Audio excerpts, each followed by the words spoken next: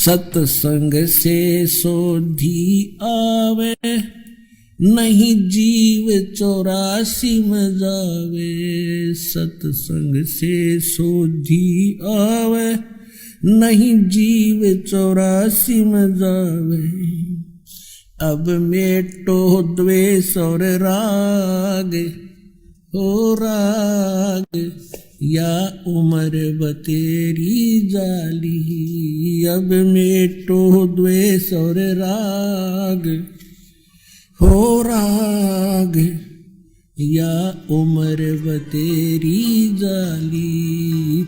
आप इस सत्संग को छोड़कर अन्य सत्संग भी सुनते हो, उन सत्संगियों के व्यवहार भी देखते हो। नाम सत्संग का, कर्म सारे वही जो आम जन साधारण किया करता है। इसलिए समाज में कुरीतियां ना घट करके बढ़ती ही चली गई। ऐसे ही ये भ्रष्टाचार भी बढ़ता ही चला गया, दुराचार भी चरम सीमा पर पहुंच गया, अत्याचार, लूट खसोट, रिश्वतखोरी। तो क्या फायदा हुआ? इतने संत और भक्तों की गिनती नहीं और असर इतना भी नहीं किसी के। कारण क्या है कि वो संत नहीं, और संत के आदेश बिना विकार छूट नहीं सकते। संत का वचन में परमात्मा की दया होती है, उसके ही वचन से, उसकी सत्संग सुनने से प्रभाव बनता है।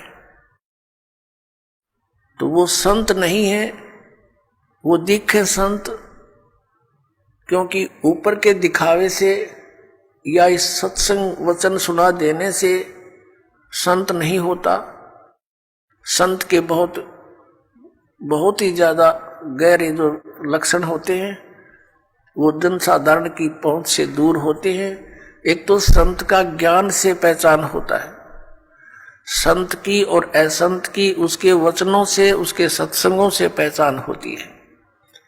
और सदग्रंथों में तो और भी बहुत सी पहचान बताई है कि उल्टे लटके हुए संसार रूपी वृक्ष को जो भिन्न भिन्न बता देगा, स वेदवित वो तत्वदर्शी संत है।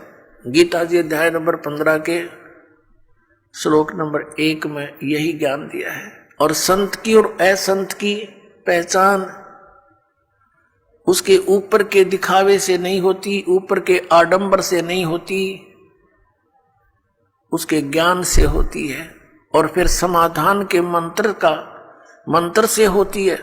ज्ञान भी सुन सुना कर कोई किसी से मिलता जुलता कह सकता है, लेकिन उसके पास उस रोग के नाश करने की, इस हमारे जन्म मृत्यु के रोग का नाश करने की और प्रारब्ध के अंदर आने वाले कष्टों का निवारण करने की औषधि नहीं है, वो सही मंत्र नहीं है।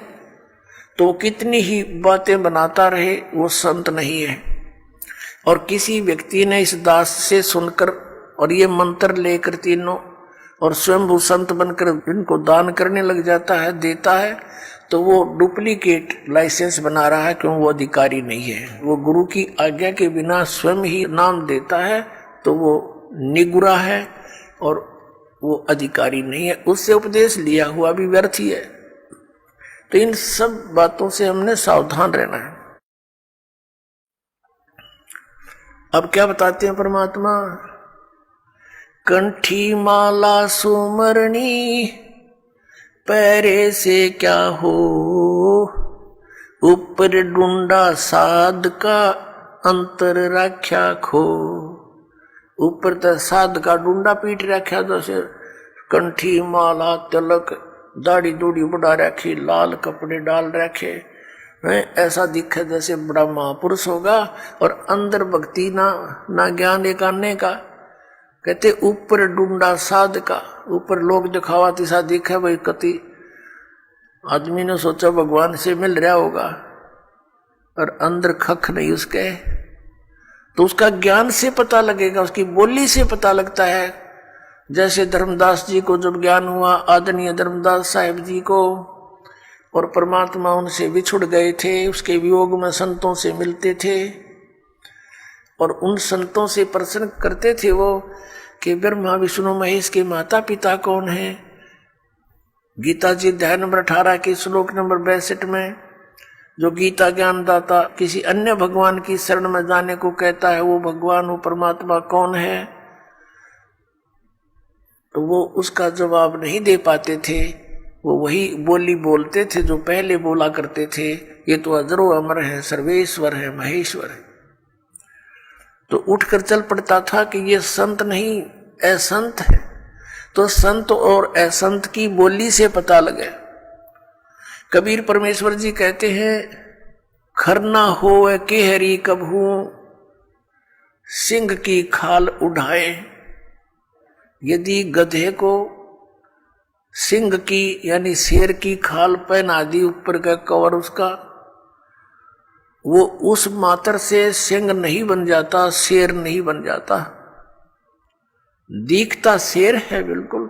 एक समय एक कुमार ने कुबद सूझगी, उसने कितने कोई शेर की खाल पाएगी पड़ी हुई, शेर मरा पा गया, उसने वो खाल खुल तार तोड़ लिया उसकी कितने काट पीट के, और उसने अपने गधे पर डाल दी, पूरी फट कर दी, और उसको रात के समय खेतों में छोड़ दे। वो जाके किसानों की फसल खावे, रखवाले देखें चांद की चांदनी में निकट जावे, क्या बढ़ गया क्या आ गया, देखे वहां पर शेर खड़ा है, फसल खा रहा है, शेर सिंह।